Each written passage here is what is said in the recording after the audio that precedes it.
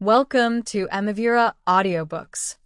This is The Room N01 Enters, a Tasmanian Gothic domestic thriller fictional crime story.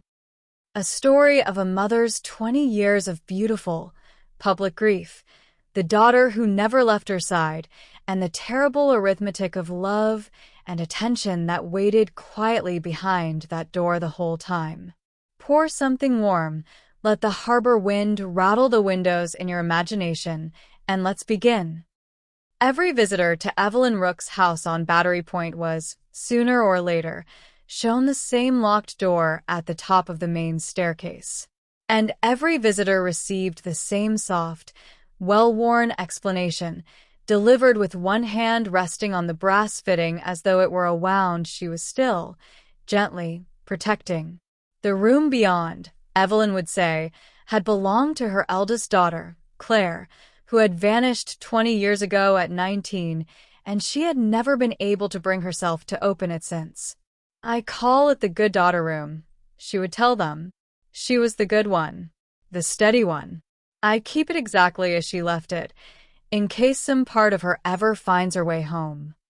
It was, by Hobart standards, a magnificent piece of civic theater, performed by a woman who had spent 2 decades turning private catastrophe into public reputation with a thoroughness that verged on genius. Evelyn chaired 3 charitable trusts, sat on hospital boards, and had become, in the years since Claire's disappearance, the face of missing persons advocacy across the whole state. Her grief was so visible, so long-sustained, that it had calcified into something closer to a civic institution than a private wound. People wept outside that locked door. Evelyn had learned, long ago, exactly how to let them. Her younger daughter, Sophie, was 29 now, and had grown up entirely inside the shadow of that door, praised from earliest childhood for a devotion to her grieving mother that Hobart's philanthropic circles regarded as remarkable, even saintly, in a young woman who might otherwise have built a life of her own. Sophie had never moved out. She managed her mother's calendar, drove her to appointments, sat beside her at every fundraiser with the composed, watchful attentiveness of someone whose whole identity had been built around being the daughter who stayed. "People think I'm trapped," she told her mother's oldest friend, Constance Whitlam, one evening when Constance gently suggested she might want a life beyond Battery Point. "I'm not trapped. I chose this. Someone has to be the good one, after everything Mum's lost." Constance studied her a moment too long, noticing a brightness in Sophie's voice pitched slightly too high, like a performance rehearsed so many times it had outlived whatever feeling first produced it. But in the particular social architecture of Evelyn Rook's world, saying so simply wasn't done, and Constance let the moment pass, as she always had. The house itself seemed to encourage that silence. Built in 1867 by a shipping merchant who had made his fortune before losing most of it, it rose 4 stories of honey-gold sandstone above the harbor, its narrow windows watching the water with the patient, accumulated knowledge only very old houses seem to hold. The house had passed through 4 owners before Evelyn and her husband bought it, and each previous family had left some small trace of their own tenancy behind. A child's height marked in pencil inside a wardrobe door, a cellar shelf still labeled in a stranger's careful hand. Evelyn had loved it for exactly that quality when she first walked through it as a young bride. The sense of inheriting not simply a building but a long, accumulating history she and her husband might eventually add their own chapter to. She had not anticipated, in those early years of restoration and quiet domestic happiness, quite how completely her own chapter would come to dominate every other trace the house had ever held. She had restored nearly every room of it across 3 decades. Every room, that is, except the one at the top of the stairs, furnished only once, 20 years before, and never touched since. A retired detective named Marcus Vale had walked past that same door himself, 20 years earlier, during the exhausting early weeks of the original investigation, noting in his careful handwriting that Mrs. Rook had declined to let officers inside without her personal supervision, citing her daughter's privacy even amid her disappearance. He thought little of it then. Grieving mothers made unusual requests. It would be decades before Marcus, retired now and still turning the case over sleeplessly in his own mind, returned to that note and wondered, for the first time, exactly what Evelyn Rook had needed 20 private minutes in that room to arrange before she let anyone else inside. Visitors to the house often remarked, in the years before the truth emerged, on a single framed photograph Evelyn kept on the drawing room mantel, Claire at 17, laughing at something outside the frame, radiant in a way that made the image the most vivid impression of the whole house. What almost no one noticed was a second, much smaller photograph tucked into the same frame's corner, half hidden behind the larger one. 9-year-old Sophie, taken the same afternoon, watching her older sister with an expression that carried, once anyone finally looked closely enough, something more complicated than an ordinary younger sibling's admiration. I must have looked at that mantle 100 times at various events in that house, Constance Whitlam admitted, once she was finally shown an enlarged copy of it. I never once really looked at Sophie's face in it until someone made me. I don't know what that says about how completely Claire's story swallowed everything else in that house. Sophie had been 9 years old when Claire disappeared, old enough to remember her sister clearly, young enough that the loss had reshaped, rather than simply interrupted, her whole childhood. Claire had been the family's bright, restless star, headstrong and always the center of her room. Sophie had been the quiet second daughter, competent and easily overlooked, the kind of child adults called no trouble at all, in a tone that carried, beneath the compliment, a faint note of relief.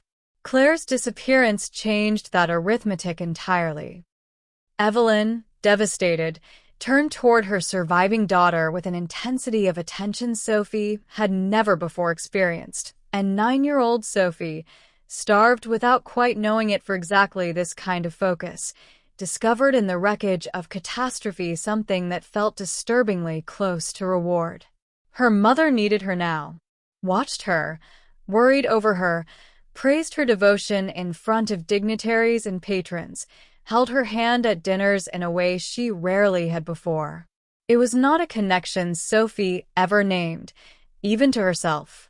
She only understood, in the wordless way children absorb the emotional economics of a household, that her mother's attention had a price, and that the price seemed tethered, somehow, to loss.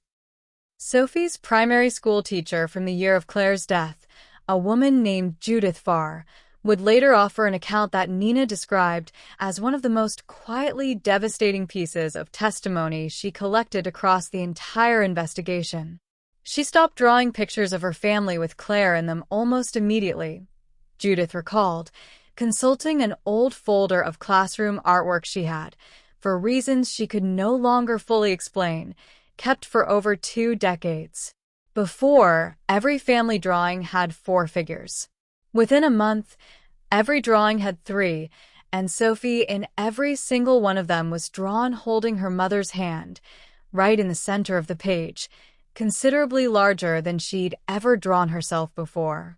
Nobody at the time understood what they were looking at in those drawings.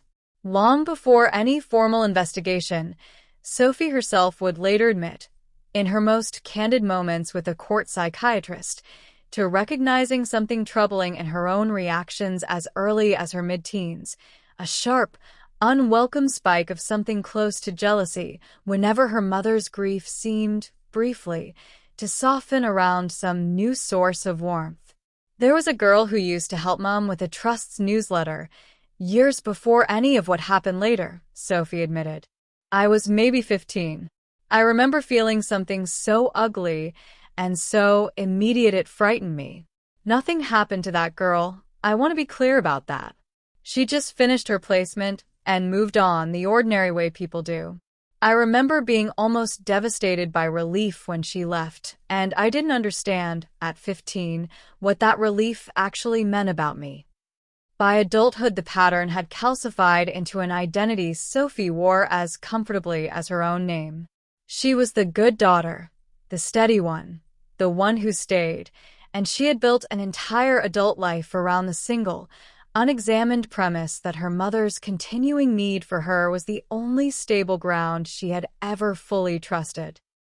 I worry about her sometimes, Evelyn confided to a fellow trustee, not long before a long-delayed renovation began. She's given up so much to stay close to me. I've told her she doesn't owe me her whole life. She won't hear it.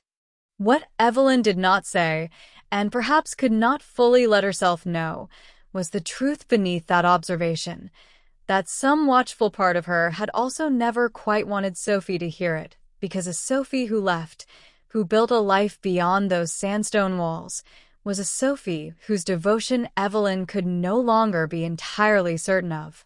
Having lost one daughter to a story she had spent 20 years carefully curating, Evelyn had built the rest of her life around never again risking a loss she could not control. The decision to open up the house's upper floor came, ironically, from Sophie herself, prompted by a genuine, long-overdue concern about failing plumbing in the walls behind the locked room, a concern that required opening the wall to assess the damage. "You don't have to go inside the room," the contractor, a careful man named Owen Price, assured Evelyn. "We can access it from the corridor. You won't need to disturb anything inside." Evelyn agreed with visible relief, and made a point of being absent the day the work began, attending a luncheon in town rather than staying to supervise. It was Sophie who remained, watching from the corridor with an expression Owen would later describe as unreadable, not anxious exactly, more like someone watching something they already knew the ending of. The plumbing issue, once Owen's crew opened the wall, proved far more serious than a leaking pipe. Behind the original plaster, in a cavity that had clearly been deliberately sealed rather than simply built over, Owen's young apprentice found what he first took, in his torch's dim light, for old clothing and building debris. It was the site foreman who looked closer, stepped back wordlessly, and reached for his phone. Human remains, badly decomposed but unmistakably present, sealed inside a cavity that records confirmed had last been opened almost exactly 20 years earlier, the same year Claire Rook vanished. The news reached Battery Point before Evelyn's luncheon had even concluded, carried by a phone call from Sophie that colleagues would later describe as remarkably, almost eerily composed given its content. Evelyn returned to find her house cordoned in police tape for the first time in 20 years, and stood in her own driveway, in full view of onlookers and at least one photographer, with an expression no one could quite read, grief, certainly, but also something that looked, to one careful witness, disturbingly close to a held breath finally being released. "What got me," Owen told Marcus later, in one of the informal conversations Marcus couldn't help conducting even in retirement, was how calm Sophie was, standing in that corridor. Everyone else who's ever watched a wall open onto something like that has some kind of reaction. She just watched, very still. At the time I put it down to shock. I've had a lot of time to reconsider that since. Owen's young apprentice, the one who had actually shown the torch into the cavity, spent nearly 2 months away from site work before he felt able to return to the trade at all, and would later say that what troubled him most was how ordinary the day had felt right up until the second it wasn't. "You're just doing plumbing access, thinking about lunch," he told Nina, "and then your whole idea of what an ordinary Tuesday can contain changes forever." Owen had driven him home himself that day, sat with him and his mother for an hour, and checked in on him every day for a fortnight afterward, a small, decent kindness that the young man said he wanted on the record, alongside everything else the case would eventually reveal. Marcus Vale had retired from Tasmania police 8 years earlier after 31 years of service, carrying a private, unshakable conviction that at least 3 of his unsolved cases had stayed unsolved for reasons that had nothing to do with the evidence. Claire Rook's disappearance sat at the top of that list, not because the evidence had ever clearly pointed to foul play, but because of one small irregularity he'd noticed at the time and had never been allowed to fully pursue. Hearing of the wall cavity discovery from an old colleague, he felt an immediate, unjustifiable certainty that the remains would not turn out to be Claire's, a hunch rooted in nothing but 3 decades of instinct. "I want to see the current file," he told Detective Priya Osei, the young investigator now formally assigned to the reopened case, over coffee within sight of the harbor he'd spent his career protecting. "There's something in my own old notes I've never been able to explain, and I think it matters now in a way it didn't 20 years ago." The irregularity.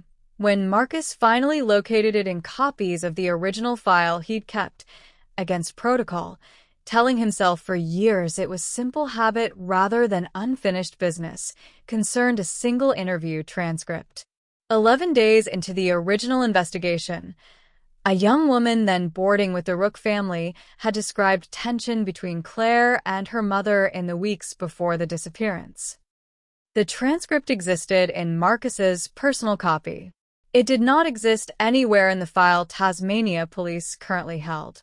"Someone removed it," he told Priya, laying the 2 versions side by side. "Deliberately, a long time ago, by someone with legitimate access to evidence storage. I know that boarder's name. I think it's long past time someone found her and asked what else she remembers." Meanwhile, Nina Bell, who had covered Hobart's court beat for 6 years, recognized immediately that Claire Rook's case belonged to the rare category of stories that carried real weight beneath the sensation.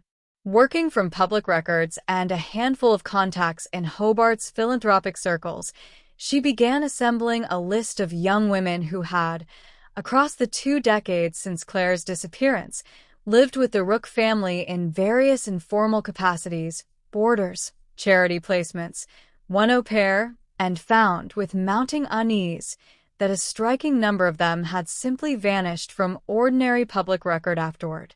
"It's probably nothing," her editor, Douglas Fenn, cautioned. "People move overseas, change names, fall out of contact. You're building a story out of an absence, and absences feel significant right up until you find the boring explanation." Nina understood the caution. She could not talk herself out of the discomfort. For young women, over 16 years, each warmly spoken of by Evelyn in contemporaneous interviews, each subsequently untraceable through any channel a functioning adult life ordinarily leaves behind. Her first real lead came through Constance Whitlam, who agreed, cautiously, to meet away from Battery Point's watchful circles. "I've wondered about it myself," Constance admitted. Evelyn always had a girl staying with her. Some young woman she'd taken under her wing, helping with the charity work, living in the house for a season before moving on to bigger things, she always said. "I never thought much of it. It's only now, with this discovery in the wall, that the pattern feels like something rather than nothing." Nina's search, over the following fortnight, produced 4 names with documentation solid enough to pursue. Ingrid Voss, a Danish exchange student who'd lived with the Rooks 8 months, 6 years after Claire's death. Priya Chandran, a boarder who'd stayed 18 months, 9 years after. Marnie Aldous, a household assistant during one of Evelyn's busiest charity seasons, 14 years after.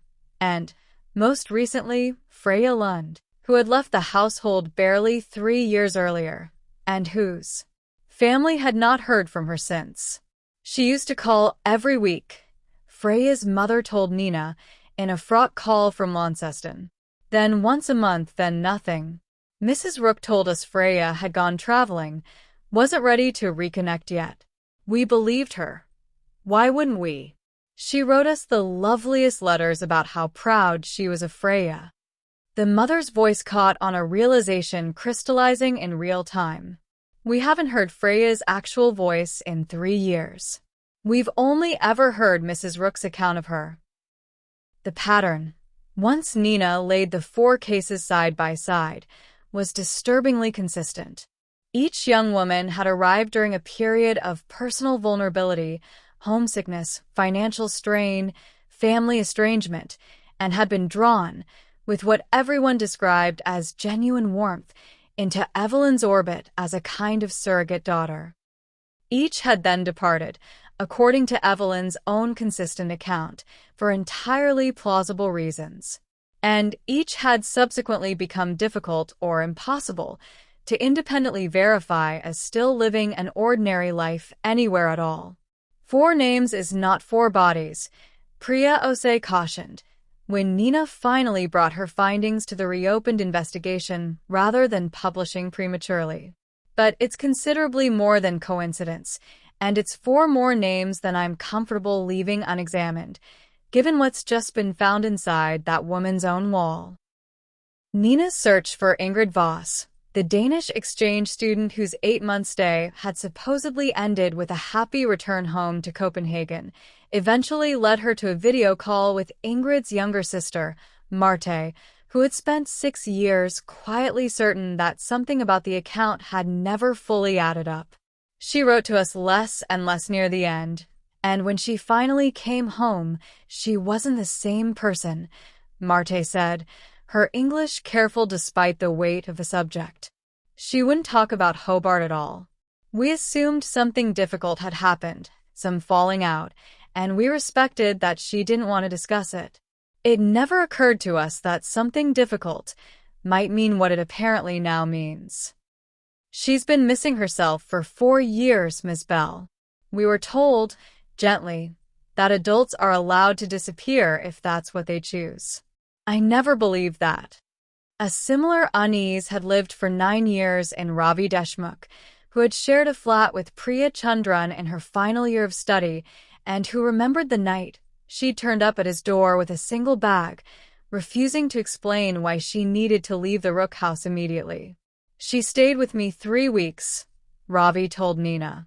During that time she got a phone call. I only heard her side, where she sounded absolutely terrified, apologizing over and over, promising she hadn't told anyone anything. 2 days later, she said she decided to defer her studies and travel. I never heard from her again. I've thought about that phone call almost every day since this story broke. Marcus, meanwhile, located Helena Cross, the boarder from his altered transcript, now in her 50s and living quietly in Launceston. She confirmed, within minutes of sitting down, the substance of the missing interview. I told the detective at the time that Claire and her mother had argued badly, more than once, in the weeks before she disappeared, Helena said, hands wrapped tight around a coffee she never drank. Claire told me, the week before she vanished, that she was planning to leave Hobart without telling her mother because her mother had become, her words, impossible to breathe around. I told the police everything I've just told you. A few months later I was told, quite firmly, that my statement wasn't relevant and needn't concern me further. The officer who'd taken her off the relevant list, Marcus learned, had also sat on the board of one of Evelyn's charitable trusts, a connection that, laid alongside a deliberately removed transcript and Evelyn's considerable civic influence, suggested something Marcus found hard to call anything but a very old, very carefully managed cover-up, conducted not by Evelyn's own hand but through the quiet deference powerful, beloved women so often received. As the investigation tightened, Sophie's composure began, visibly, to fray. Sleeplessness showed in the shadows under her eyes. A new sharpness crept into her responses to journalists and well-meaning friends. She won't leave the house, Constance told Nina, worried despite her own uncertainty about what exactly was happening inside. I offered to take her away for a few days. She looked at me like I'd suggested something dangerous. She said she couldn't leave her mother alone right now. That felt like something more than daughterly loyalty. That felt like fear. Nina requested, and to her surprise, was granted, a direct interview with Sophie, conducted at a quiet cafe Sophie chose specifically because she needed air that wasn't Mum's air, just for an hour. Across that hour, Sophie insisted repeatedly that she knew nothing about the missing young women, that her mother had simply always been generous, that the pattern was a tragic coincidence. But one smaller remark, offered almost as an aside near the end, lodged in Nina's instincts. "You don't understand what it's like," Sophie said, staring into her cooling coffee rather than at Nina, growing up in a house where the only way anyone really looked at you was when something terrible had already happened. You start to understand things about attention other people never have to learn. She stopped herself abruptly, visibly startled by her own words, and ended the interview soon after with a composure Nina, reviewing her notes that evening, recognized as considerably more effortful than the calm devotion Sophie usually wore for the world. There was a stranger undercurrent, too, in an unpublished stretch of that same conversation. "Do you ever think about what would have happened if Claire had just stayed?" Sophie had asked, unprompted, in a tone Nina's notes described as oddly rhetorical, as though she already knew the answer and was testing whether Nina did too. When Nina asked what she meant, Sophie only shook her head and changed the subject, circling back to a version of the same question twice more before the interview ended, each time framed as idle musing. Reviewing it later, once the truth had fully surfaced, Nina would recognize how close Sophie had come, in that unguarded hour, to something resembling confession. The full account of what actually happened to Claire Rook emerged only gradually, through forensic analysis of the remains, Marcus's dogged re-examination of the altered file, and eventually, unavoidably, through Sophie's own halting testimony once the accumulated evidence made denial impossible. Claire had indeed planned to leave Hobart in secret, exhausted by her mother's need for control over every part of her daughter's lives, a need that had only intensified as Claire approached adulthood and began asserting an independence Evelyn found harder and harder to tolerate. The argument that finally set everything in motion had occurred not between Claire and Evelyn, but between Claire and 9-year-old Sophie, who had overheard her sister's departure plans and, in a moment of childish panic at the thought of losing the family's remaining attention to whatever crisis Claire's leaving would create, had followed her to the top of the stairs, pleading with her not to go. What happened next on that narrow landing was never fully clarified, even by Sophie's own eventual account. Whether Claire pushed past her sister with more force than she intended, whether Sophie grabbed at her in genuine panic, whether the fall was accident, impulse, or something closer to deliberate. What was certain, established beyond reasonable doubt, was that Claire Rook died that night on her own family staircase, and that her 9-year-old sister was alone with the body for hours before their mother came home. Evelyn's own account, given at last to Marcus and Priya across a series of increasingly difficult interviews, described a discovery so far outside anything a mother could prepare for that her subsequent choices, however catastrophic in hindsight, emerged, she insisted, from a state of shock so total it felt, at the time, like the only available response. "I came home a little after 11, she said. The house was too quiet, wrong quiet. I found her on the landing, sitting beside Claire, and for perhaps 30 seconds I genuinely did not understand what I was looking at. I thought Claire was unwell. It took an unconscionably long time to understand that my daughter was dead, and that my other daughter had been alone with her body for hours, waiting for me." She asked Sophie what happened. Sophie told her Claire fell. "I believed her," Evelyn said, "because I needed to believe something in that moment, and because the alternative, that I might need to consider my 9-year-old capable of something else, was not a thought I was capable of having. Not that night. perhaps not for years afterward. It was Evelyn, not Sophie, who sealed Claire's body inside the wall cavity that night, drawing on construction knowledge from the house's earlier renovation, and Evelyn who built, in the weeks that followed, the entire public architecture of grief and unresolved disappearance that would define her civic identity for 2 decades, a monument, she maintained, built not to conceal her own guilt, but to shield a traumatized child from a truth Evelyn believed, with the catastrophic certainty of a mother making the worst decision of her life under the worst circumstances, that Sophie could never survive carrying. "I did not call the police," she told the investigators plainly. "I have spent 2 decades allowing the world to believe I lost a daughter to some unknown, external tragedy, when the considerably more terrible truth is that I lost one daughter and then spent every subsequent year protecting the other one from what I believed, at the time, was an accident no child should have to carry." What Evelyn had never understood, across those 20 years of careful protection, was the psychological architecture her decision had actually built inside her surviving daughter. Not protection from guilt, but a devastating, foundational lesson about exactly what kind of event reliably produced her mother's complete and undivided attention. Claire herself, in the accounts eventually gathered from old friends and teachers, emerged as a far more complicated figure than the saintly image Evelyn's grief had built around her, headstrong, fiercely independent, ambitious for a life beyond Hobart her mother had never fully supported. Claire used to say her mom wanted a daughter who'd stay exactly the way she was as a little girl forever. Her closest school friend, Bronwyn Hale, told Nina, producing, after considerable searching, a box of old letters Claire had written her during an exchange term in Melbourne the year before her death. She wrote to me constantly about wanting to move away properly, somewhere her mother couldn't organize her whole life around charity dinners. She loved her mom. She also found her exhausting, in a way I don't think Evelyn Rook has ever fully understood, even now.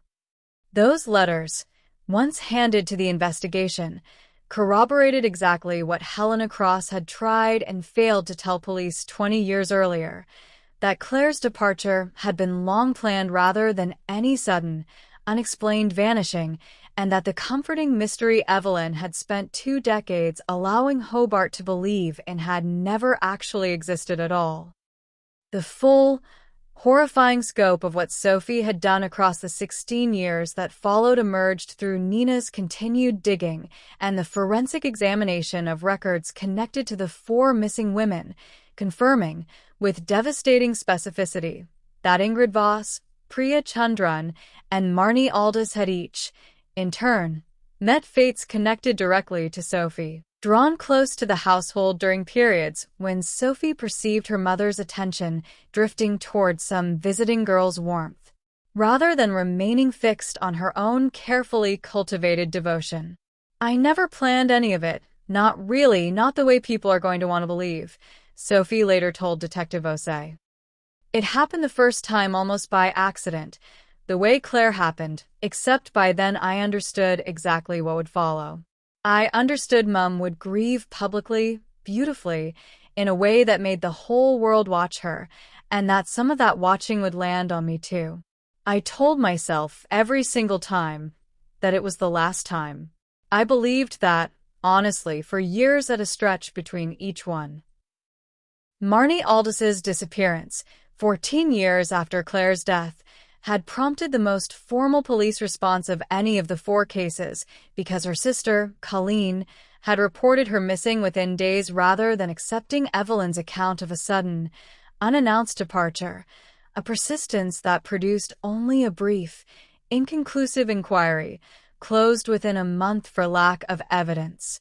"I told the constable at the time that something wasn't right," Colleen said, once the case finally reopened with the full weight of the pattern behind it.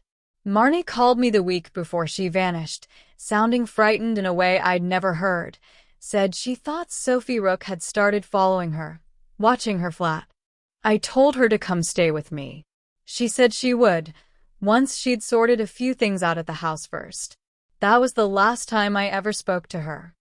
Colleen's dismissed report, once re-examined, provided crucial evidence establishing exactly the surveillance and intimidation pattern Freya Lund would later describe from her own direct experience, proof, retroactively and devastatingly, that Colleen had been right about her sister from the very beginning.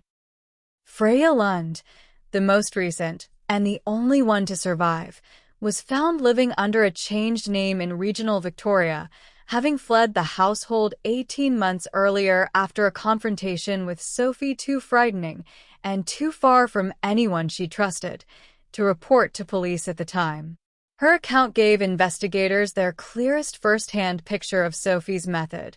A slow cultivation of dependency and isolation followed when Evelyn's warmth toward the young woman grew too intense for Sophie's tolerance, by an escalating pattern of intimidation Freya came to recognize as considerably more dangerous than ordinary jealousy. It began, she said, with small things going missing from her room, nothing anyone would take seriously. Then her own belongings moved, very slightly, in ways that made her doubt her own memory. Then Sophie began appearing in places Freya hadn't mentioned she'd be, casually, as if by coincidence, except it kept happening.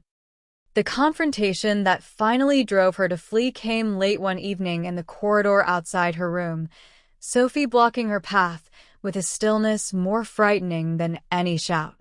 "She just looked at me," Freya said, "and told me, very quietly, 'Mum likes you more than she's liked anyone in years.' I hope you understand what that usually means around here." I didn't fully understand what she meant. I understood enough to be packed and gone within 6 hours. Freya's escape, helped by a sympathetic long-distance truck driver and a decision to change her name entirely once she reached Victoria, had almost certainly saved her life. As Nina's investigation closed in, Sophie grew desperate. She lodged a series of anonymous complaints against Nina's reporting, traced eventually back to her through IP records and stylistic analysis, accusing the journalist of pursuing a personal vendetta against a grieving family and publishing unverified speculation likely to cause serious, unjustified harm. Douglas Fenn, reviewing the complaints alongside Nina, recognized something in their careful, calibrated tone that struck him as different from the ordinary aggrieved subject correspondence his newsroom usually received. "Most complaints like this are angry, disorganized, emotional," he told her. "These were measured, strategic. Whoever wrote them understood exactly which arguments would land with an editor worried about liability and deployed them with real precision." When the complaints failed to derail the story, Sophie approached Nina directly and very nearly succeeded in redirecting the entire investigation. She was extraordinarily convincing, Nina admitted afterward, still visibly shaken by how close it had come. She suggested, gently, sympathetically, that her mother had controlled all of it, that Sophie herself had spent her whole life a frightened witness, protecting a monster she was too afraid to expose. It fit the story I'd already half-built in my own head. I nearly published exactly that version.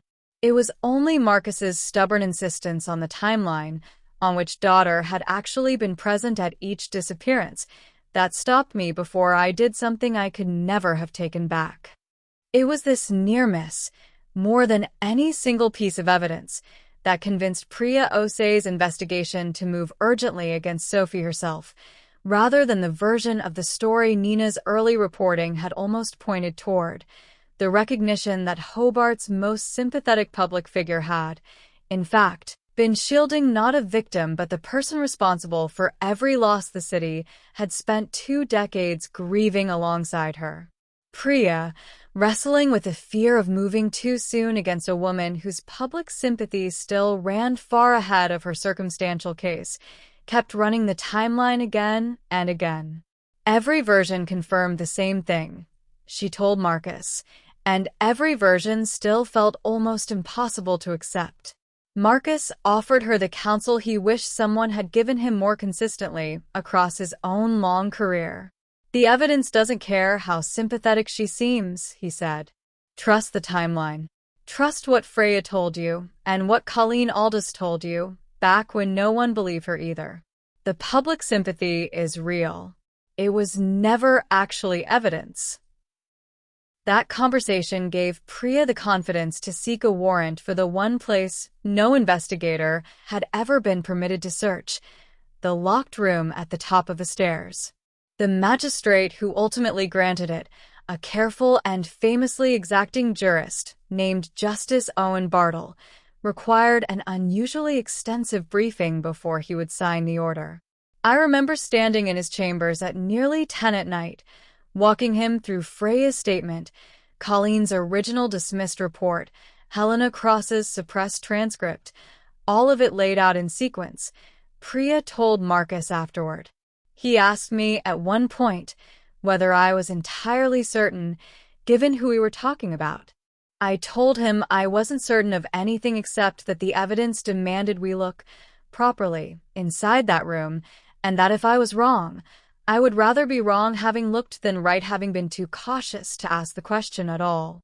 Justice Bartle signed the warrant a little after 11 that night, and Priya's team executed it the following morning, ending within hours 20 years of a locked-doors, carefully maintained mystery.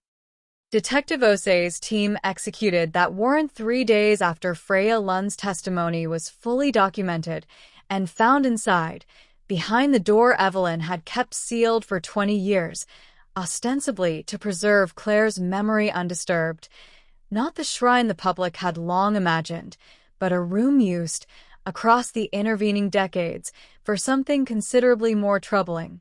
A private space where Sophie, unknown to her own mother, had kept mementos of each young woman who had passed through and vanished from the household's orbit, arranged with the same meticulous, unsettling care Evelyn had brought to the rest of the house's restoration. Evelyn, present under formal caution, stood in the doorway of the room she had never once entered in 20 years and absorbed, in real time, the full and devastating scope of what her decision to protect a traumatized 9-year-old had ultimately enabled. "I never came in here," she said, her voice barely audible. "I locked it the week after Claire died, and I have never once opened that door again. I told everyone it was because I couldn't bear to see her things.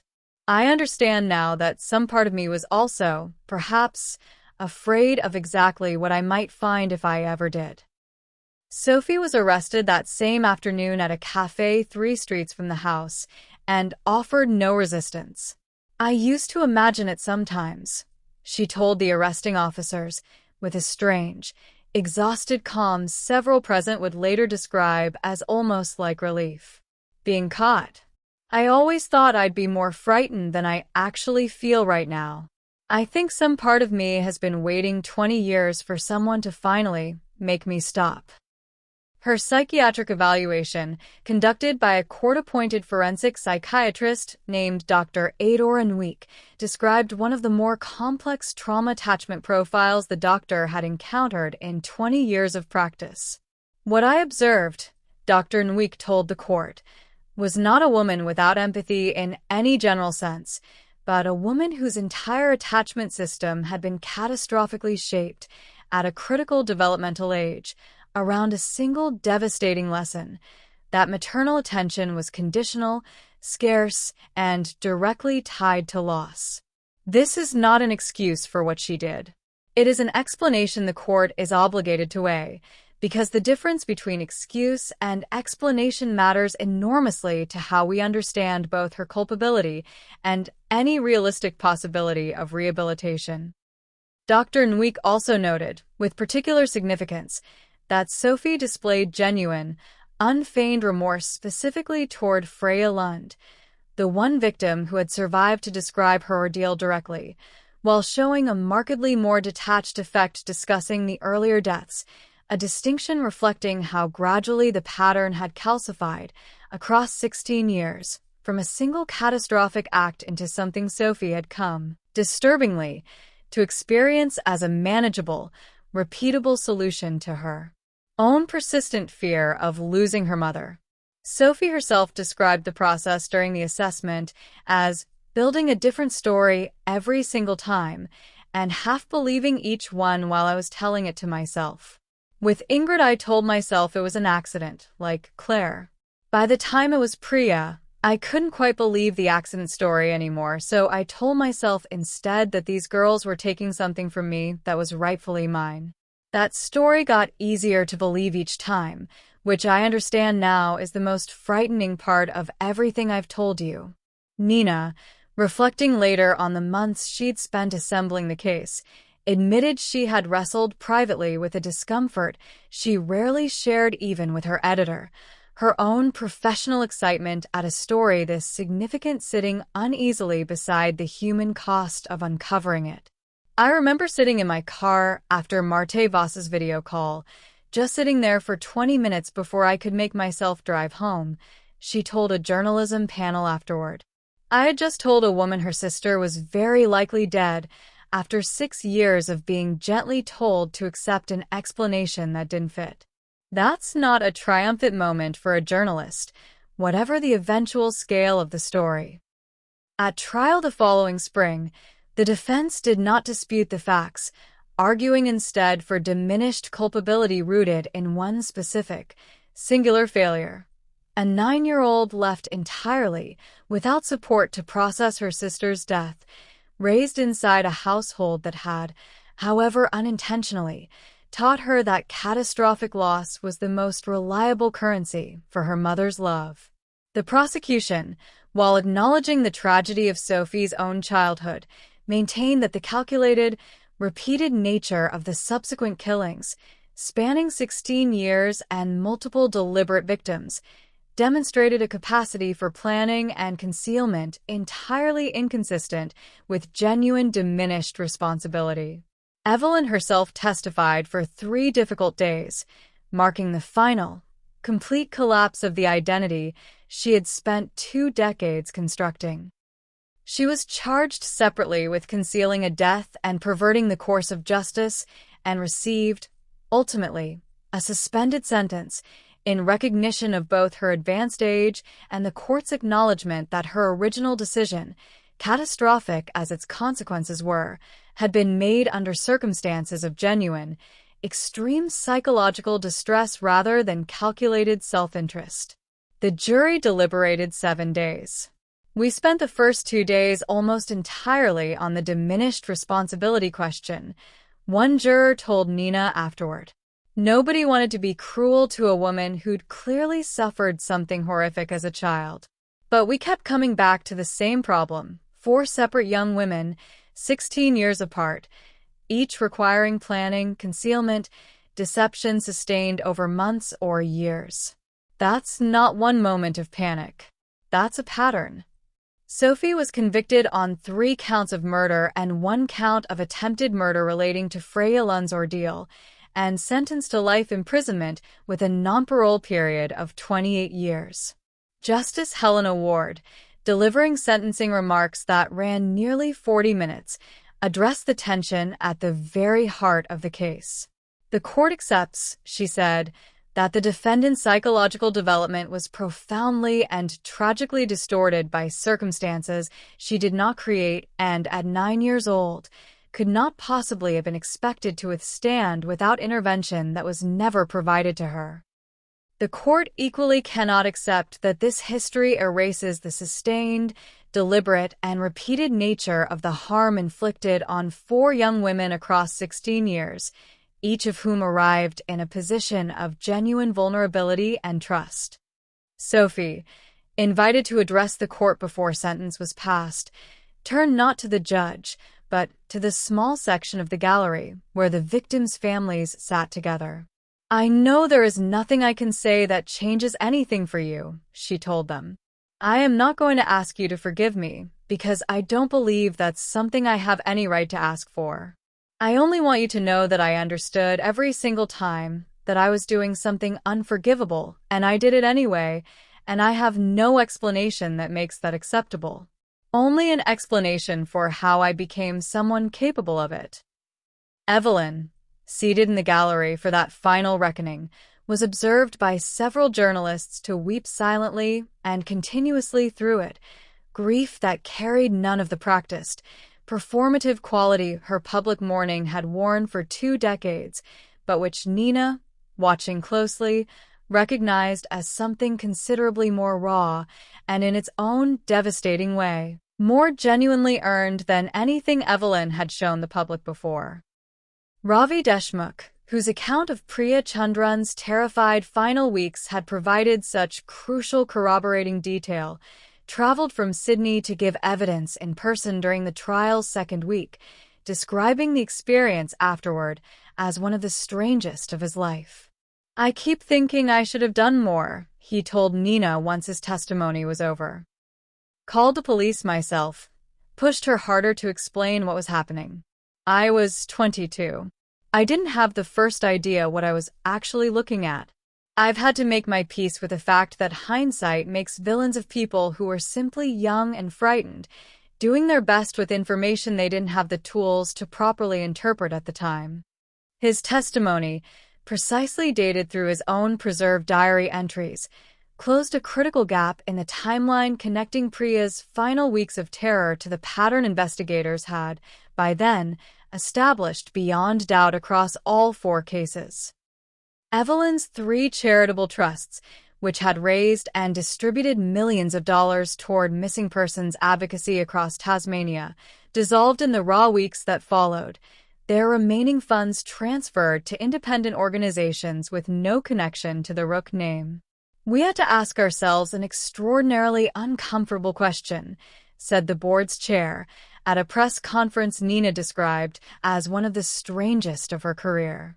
"Does the good the money actually did survive the terrible circumstances of how the organization came to exist in the first place? I don't have a clean answer, even now. I know the families we helped were genuinely helped. I know that help was, in some meaningful sense, built on a foundation of lies. Both of those things are true simultaneously, and I have found no way to fully reconcile them."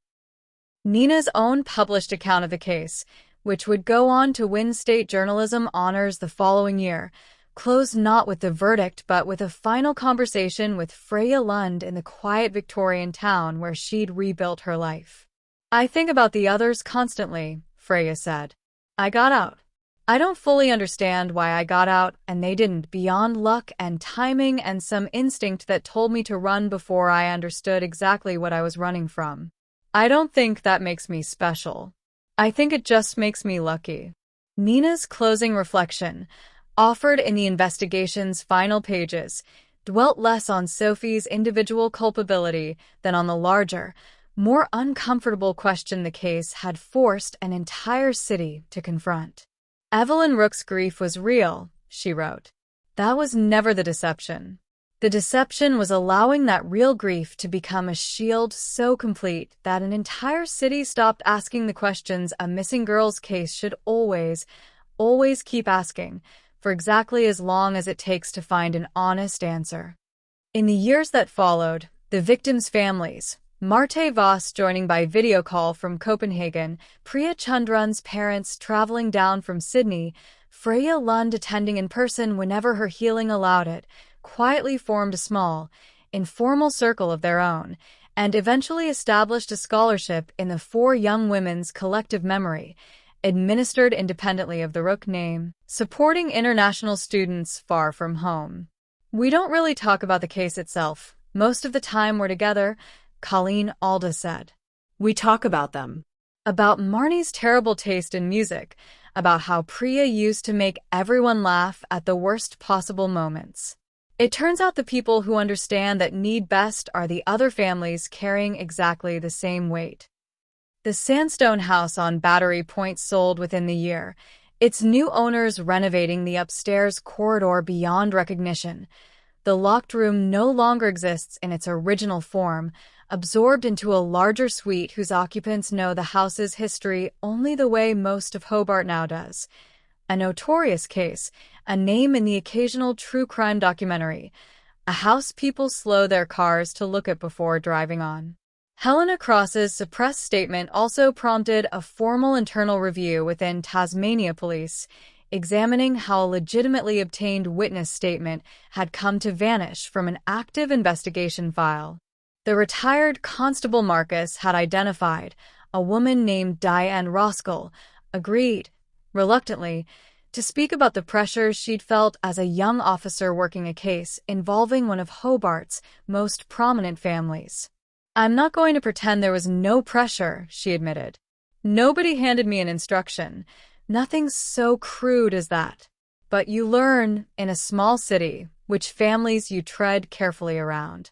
I made a judgment call about relevance that I've had 20 years to reconsider, and I understand now it happened to align very conveniently with the outcome that caused the least friction for everyone involved at the time." The review found insufficient evidence for formal disciplinary action given the two-decade gap, a conclusion that satisfied almost no one closely following the case, including, by her own admission, Priya Ose herself. Marcus Vale retired a second time, properly, once the trial concluded, though he kept up an informal correspondence with Priya Ose about cases both old and new, unable even now to fully set down the watchful vigilance 31 years of police work had built into him. Freya Lund, 2 years on, gave one further interview from the small regional garden she had planted herself, under her own restored name. "I hope it teaches people to trust the small, uncomfortable feeling," she said, "the one that tells you something is wrong even when everyone around you is telling a beautiful, convincing story about how right everything actually is. I had that feeling for months before I finally listened to it." Evelyn Rook lived out her final years quietly in a small apartment overlooking a different, less storied stretch of the Derwent, attending no further functions, granting no further interviews, visited occasionally by Constance Whitlam, who remained, against considerable pressure to sever the friendship, one of the few people willing to sit with her in the unglamorous silence of a woman finally facing everything her 2 decades of public grief had never actually required her to face. She never again mentioned the good daughter room, though in her final months, Constance noticed, she had taken to keeping a single, unremarkable photograph beside her bed, Claire and Sophie together, taken long before either catastrophe reshaped their family, the first image of both her daughters she had ever displayed anywhere not built around performance. In the last week of her life, Constance asked gently whether she had any message she wanted passed along, to anyone at all. Evelyn considered the question a long moment, her hand resting on the small photograph. "Tell them I finally understand what the room should have been," she said. "Not a shrine. Just a room a family could have actually lived in if I'd let anyone in early enough to help me carry what happened there." Constance never fully knew, afterward, whether Evelyn meant Sophie by them, or Claire, or the 4 young women whose names Evelyn had, by then, learned to say aloud without flinching. Only that whoever she meant, the sentence carried the unmistakable weight of a woman finally, at the very end, telling the truth to someone, rather than performing a version of it. And that's where we leave Battery Point, the locked door open at last, the truth finally spoken aloud after 20 careful years of silence. Thank you so much for spending time with Emavura Audiobooks. Until then, take care of yourself and sleep well.